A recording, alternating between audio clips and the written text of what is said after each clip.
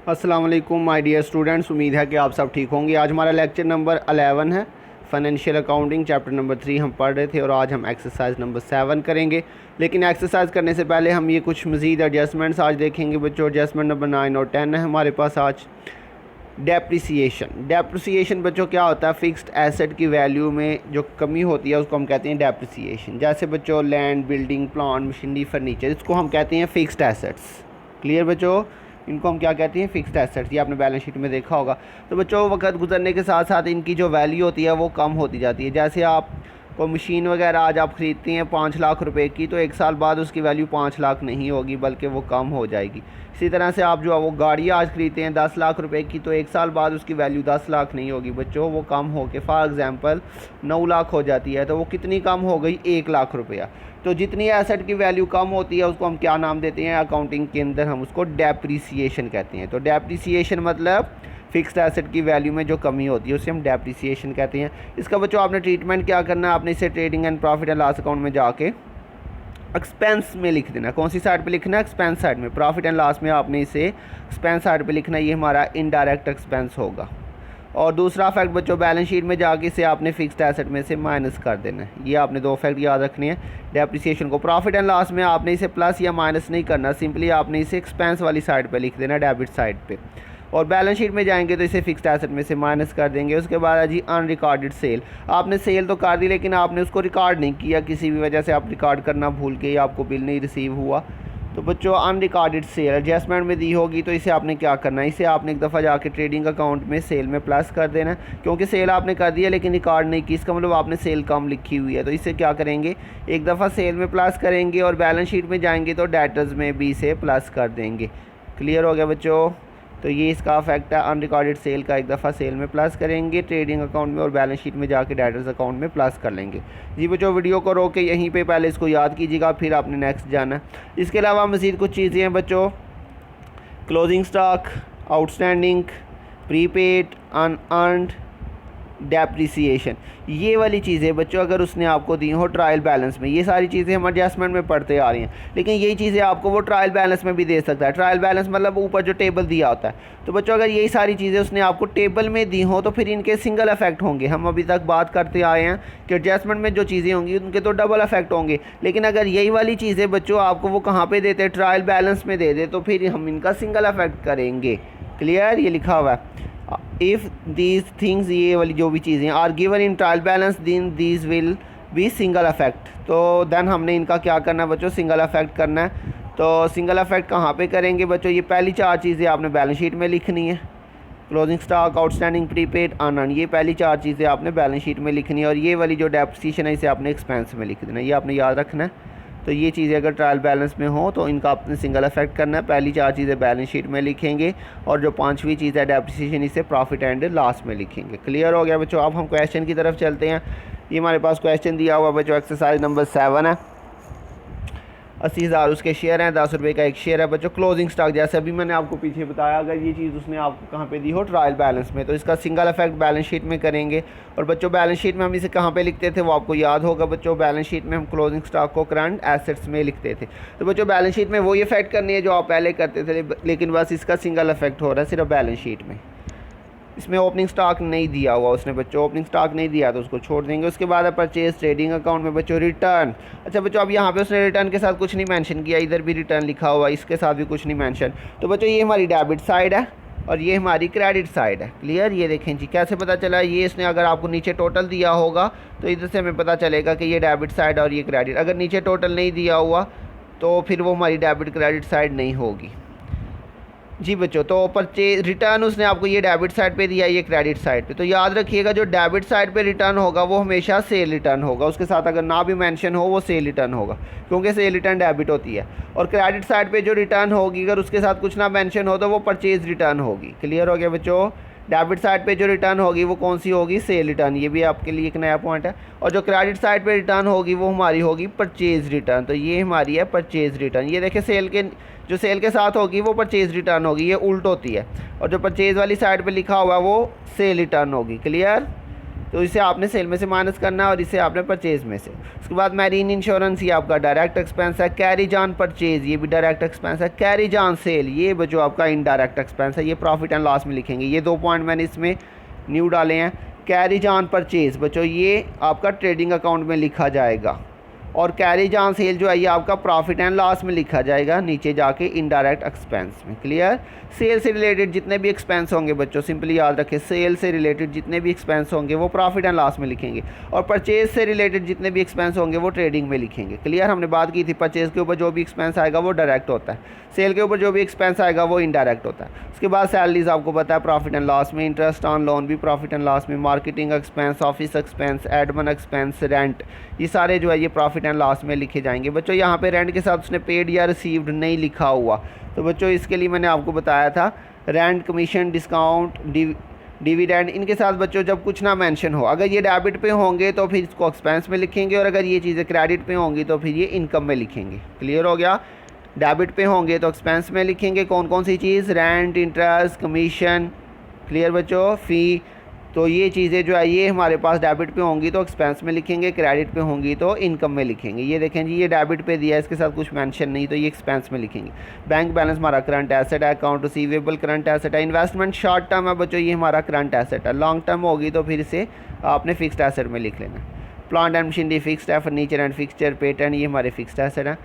दूसरी साइड पे बच्चों सेल है, ट्रेडिंग अकाउंट में रिटर्न, परचेज रिटर्न है, परचेज में से minus, issued, subscribed and paid up capital 4 lakh, इसकी फुल अमाउंट है, 10 रुपये का एक शेयर है बच्चों। उसके बाद है शेयर प्रीमियम, ये अप्रोप्रिएशन में लिखेंगे। Unsecured loan, long term liability है, debenture, long term liability, accounts payable, current liability, bank overdraft, current liability, notes payable, current liability, dividend, equalisation reserve बच्चों, कोई भी रिजर्व आ जाए आपने रिजर्व की हेडिंग में लिख देना है बैलेंस शीट में। फी रिसीव्ड इनकम है बच्चों, कमीशन रिसीव भी हमारी इनकम है, ये क्रेडिट साइड पे लिखे हुए हैं, और वैसे भी इनके साथ रिसीव्ड भी लिखा हुआ है। तो ये बच्चों हमारा क्वेश्चन था, ये इसकी एडजस्टमेंट है। प्रोविजन फॉर टैक्स, ये बच्चों यहाँ पे थोड़ी सी नहीं है, जितने भी हमने पीछे क्वेश्चन किए उसमें प्रोविजन फॉर टैक्स की अमाउंट गिवन होती थी, लेकिन यहाँ पे उसने परसेंटेज में बताया, लेकिन ये नहीं बताया कि किस पे आपने परसेंटेज चार्ज करनी है। तो बच्चों याद रखिएगा, टैक्स, प्रोविजन फॉर टैक्स, ये हमेशा आपने नेट प्रॉफिट पे चार्ज करना है जब कुछ ना मेंशन हो, क्योंकि टैक्स हमने नेट प्रॉफिट पे ही देना होता है। तो ये अप्रोप्रिएशन, एक दफ़ा अप्रोप्रिएशन में आ जाएगा डेबिट साइड पे, एक दफ़ा करंट लाइबिलिटी में लिखेंगे जो भी इसकी वैल्यू आएगी। इसके अलावा ट्रांसफ़र टू जनरल रिज़र्व, एक दफ़ा अप्रोप्रिएशन में और एक दफ़ा रिज़र्व में जाके लिख देंगे। ये सिंपल एडजस्टमेंट्स हम ऑलरेडी करते आ रहे हैं। इसके अलावा बच्चों जो भी मैंने आपको एडजस्टमेंट्स बताई थी न्यू, डेप्रिसिएशन उसने कहा हुआ प्लांट एंड मशीनरी पे 10%, फर्नीचर एंड फिक्सचर पे 5%। तो ये बच्चों अभी मैंने आपको ट्रीटमेंट इनका बताया, अगर आपने याद किया तो बच्चों एक दफ़ा एक्सपेंस में लिखना है इनको प्रॉफिट एंड लॉस में, और एक दफ़ा बैलेंस शीट में जाएंगे तो इसको फिक्स्ड एसेट में से माइनस कर देंगे। इनकी कैलकुलेशन कैसे करनी है वो अभी हम क्वेश्चन के अंदर देख लेंगे। इसके बाद बच्चों अनरिकॉर्डेड सेल, एक दफ़ा सेल में प्लस होगा और एक दफ़ा डेटर्स में प्लस कर देंगे। Trading and profit and loss balance sheet बनानी है आपने, अप्रोप्रिएशन नहीं पूछा लेकिन वो हमें खुद ही बनानी पड़ेगी। तो बच्चों क्वेश्चन को सॉल्व करते हैं। हमारे पास सबसे पहले उसका नाम आ जाएगा, Rihan industry, trading and profit and loss, उसकी डेट आ जाएगी। तो उसके बाद बच्चों हमारे पास डेबिट साइड पे देखें जी, सबसे पहले परचेज़, और इसमें से जो रिटर्न दिया हुआ था उसने इस साइड पे जो सेल के नीचे दिया था वो हमने माइनस किया, 1,90,000 आ जाएगा। उसके बाद बच्चों मैरीन इंश्योरेंस है 25,000, कैरी जान परचेज़ बच्चों 5,000, दूसरी साइड पे सेल आ जाएगा, उसमें से सेल रिटर्न माइनस करेंगे, और इसके अलावा अनरिकॉर्डेड सेल जो थी वो इसमें क्या करेंगे बच्चों, ऐड कर देंगे। तो ये हमने इसको प्लस माइनस किया तो ये 5,05,000 आ रहा है बच्चों। दोनों साइड का टोटल करें, इसका डेबिट का भी क्रेडिट का भी, तो ये क्रेडिट साइड का टोटल जो है वो ज़्यादा आ रहा है, इसलिए हमने दोनों साइड पे यही वाली वैल्यू लिख दी 5,05,000। अब इसमें से बच्चों ये तीनों वैल्यूज़ जो है वो प्लस करके माइनस कर दी इसमें से, तो इसमें से हमने ये माइनस की, तो ये आपके पास बच्चों डिफरेंस आ रहा है 2,85,000। ये आपका ग्रास प्रॉफिट आ जाएगा बच्चों, इसको इस साइड पे ट्रांसफ़र कर दें 2,85,000। इसके अलावा इस साइड पे बच्चों फ़ी रिसीव थी हमारे पास और कमीशन रिसीव, ये हमारी दोनों इनकम थी। और दूसरी साइड पे बच्चों सैलरीज आ जाएंगी हमारे पास 50,000, कैरी ऑन सेल आ जाएगा 3,000 था, interest on loan 10,000, marketing expense 8,000, office expense 30,000, administrative expense 50,000, rent 25,000, depreciation on plant and machinery और depreciation on furniture and fixture. ये बच्चों दो चीज़ें थी जो एडजस्टमेंट में उसने हमें बताई हुई थी। डेप्रिसिएशन मैंने आपको बताया था। इसको प्रॉफिट एंड लॉस की कौन सी साइड पे लिखना है, एक्सपेंस वाली साइड पे। क्लियर हो गया, ये इसका ट्रीटमेंट। ये आपने बच्चों पूरा लिखना है, यहाँ पे जगह की कमी की वजह से मैंने शॉर्ट में लिखा, आपने ये पूरा लिखना है। Depreciation on plant and machinery और depreciation on furniture and fixture. ये बच्चों एडजस्टमेंट में डेप्रिसिएशन जब भी देगा आपने उसे कहाँ पर लिखना है, उसे आपने प्रॉफिट एंड लॉस में लिखना है। और अगर उसने आपको ट्रायल बैलेंस में दिया फिर भी आपने उसको यहीं पे लिखना है, सिंगल इफेक्ट करेंगे। तो एक दफ़ा हमने इसको यहाँ पे एक्सपेंस में लिखा, इनकी बच्चों वैल्यूज़ कैसे आएंगी वो हम अभी जाके देखते हैं बच्चों। एडजस्टमेंट में देखें, उसने आपको बताया था डेप्रिसिएशन आपने प्लांट एंड मशीनरी पे 10%, फर्नीचर एंड फिक्सचर पे 5%। तो ये 10 और 5% आपने लेनी है किस पे, plant and machinery, furniture and fixture. ये बच्चों देखें जी, उसने आपको plant and machinery 2 lakh, furniture and fixture 1,90,000 बताया हुआ है। इसकी वर्किंग करते हैं बच्चों। ये देखें जी, 2 लाख पे 10% उसने कहा था, प्लांट एंड मशीनरी पे ये 20,000 आ गया। और इसी तरह से फर्नीचर एंड फिक्सचर बच्चों 1,90,000 था, उस पर 5% उसने कहा था, तो ये 9,500। तो ये दोनों वैल्यूज़ 20,000 और 9,500 ये अब आपने जाके वहाँ पे प्रॉफिट एंड लॉस में लिख देना है।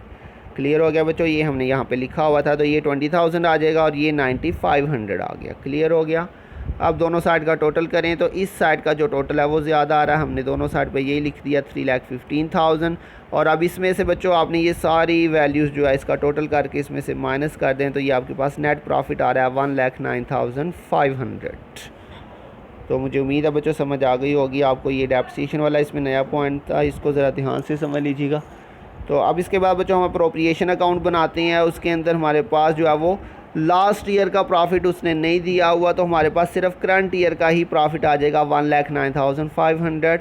इसके अलावा बच्चों उसने कहा था प्रोविजन फॉर टैक्स 20% लेनी है और ट्रांसफ़र टू जनरल रिजर्व 10,000। तो ये 20% मैंने आपको अभी बताया, आपने हमेशा किस पे लेना है, नेट प्रॉफिट पे। ये जो आपका नेट प्रॉफिट आया था इसी के ऊपर आपने बच्चों ये देखिए जी 20% नेट प्रॉफिट पे आपने लेना है, तो ये आपके पास 21,900 और ट्रांसफ़र टू जनरल रिजर्व बताया था 10,000।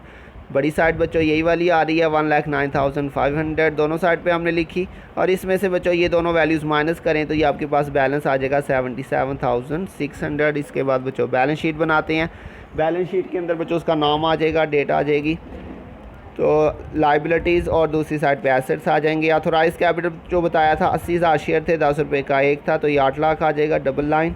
उसके बाद issued subscribed and paid up capital, इसकी उसने आपको बच्चों फुल वैल्यू 4 लाख बताई थी, तो ये हमारे पास 40,000 कैसे आएगा। 4 लाख को 10 पे डिवाइड करें, जब उसने आपको नंबर ऑफ़ शेयर ना बताए हों तो टोटल वैल्यू को पावर वैल्यू पे डिवाइड कर दें तो उसके नंबर ऑफ़ शेयर्स आ जाएंगे। तो 4 लाख को 10 पे डिवाइड किया तो 40,000 आ जाएंगे, तो 40,000 एट द रेट 10 ईच किया तो ये 4 लाख आ जाएगा। उसके बाद बच्चों रिज़र्व, इसमें प्रॉफिट एंड लॉस अप्रोप्रिएशन जो भी हमने पीछे बैलेंस निकाला 77,600।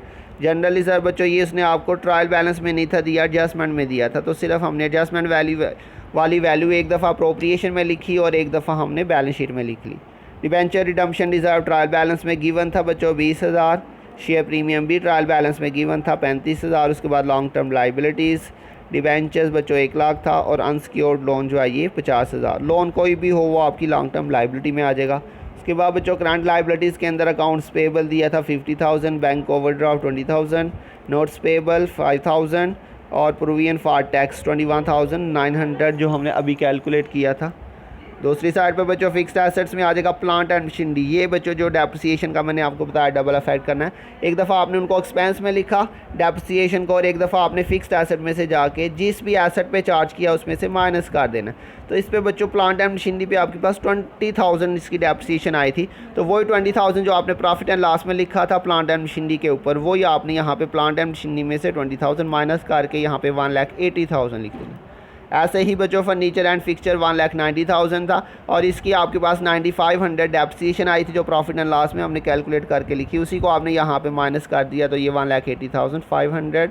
पेटेंट आपके पास बच्चों 59,000 दिया हुआ था। करंट एसेट्स में बच्चों बैंक बैलेंस आ जाएगा 1 लाख। अकाउंट रिसीवेबल जी बच्चों इसके साथ उसने आपको अनरिकॉर्डेड सेल बताई थी जिसका डबल इफेक्ट मैंने आपको बताया था, एक दफ़ा सेल में ऐड करना और एक दफ़ा आपने उसे अकाउंट रिसीवेबल या डेटर्स में प्लस करना। अकाउंट रिसीवेबल या डेटर एक ही चीज़ है, ये हमने इसको प्लस किया तो 160,000 आ जाएगा। उसके बाद इन्वेस्टमेंट बच्चों जो शॉर्ट टर्म इन्वेस्टमेंट थी 30,000 और उसके बाद क्लोजिंग स्टॉक था बच्चों 80,000। क्लियर हो गया बच्चों। अब दोनों साइड का टोटल करेंगे हम बच्चों, तो ये हमने टोटल किया, इस साइड का आ रहा है 7,89,500 और इस साइड का भी हम टोटल करें तो ये 7,89,500 जो बिल्कुल सेम आंसर आ रहा है दोनों साइड का, तो इसका मतलब हमारा क्वेश्चन जो है वो बिल्कुल ठीक हुआ। तो बच्चों मुझे उम्मीद है आपको समझ आई होगी। अगर किसी पॉइंट की समझ नहीं आई तो बच्चों ज़रूर पूछिएगा ग्रुप के अंदर, मैं उसको मज़ीद एक्सप्लेन करूँगा। तो अपना ध्यान रखिएगा, इंशाल्लाह बहुत जल्द मिलेंगे नेक्स्ट लेक्चर के साथ। तब तक के लिए अल्लाह हाफिज़।